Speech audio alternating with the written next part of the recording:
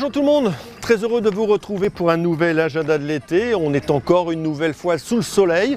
On est donc à la plage avec un peu plus de vent que la semaine dernière, c'est vrai, remarquez, ça fait du bien. Alors on va débuter cet agenda avec la visite de la dune et la découverte du centre d'information de la centrale nucléaire.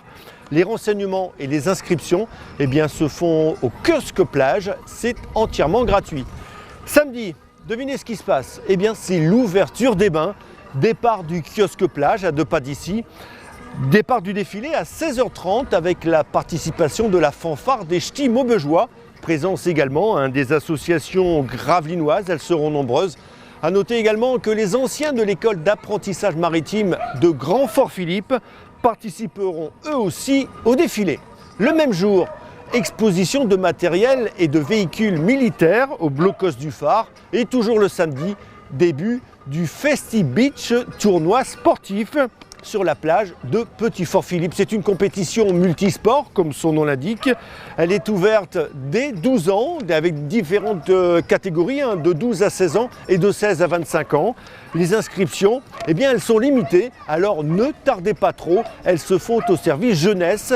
Le programme complet de cette manifestation, vous le trouverez en pages 12 et 13 du fascicule édité par la ville. La belle saison, c'est très complet.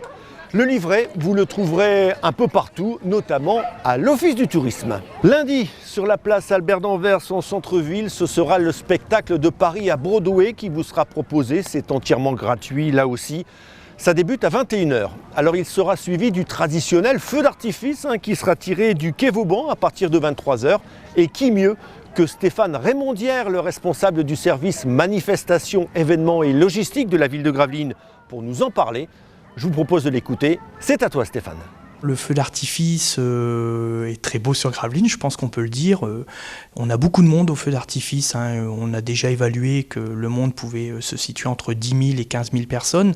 C'est quand même un très beau feu qui est suivi par les gens qui habitent les communes voisines. Même au-delà, on a déjà eu des gens de Saint-Omer, de Dunkerque, de Calais qui venaient voir le feu d'artifice.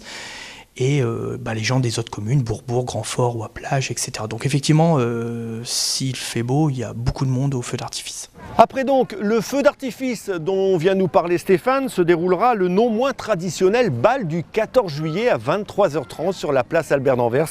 Il sera animé cette année par le groupe Acoustic Band. Le lendemain, 14 juillet, le jour de la fête nationale, et oui déjà, défilé dans les rues de Gravelines. Le départ est fixé à 11h du centre artistique François Mitterrand avec en tête du cortège les sapeurs-pompiers et leurs véhicules ainsi que des véhicules militaires et ceux des associations patriotiques.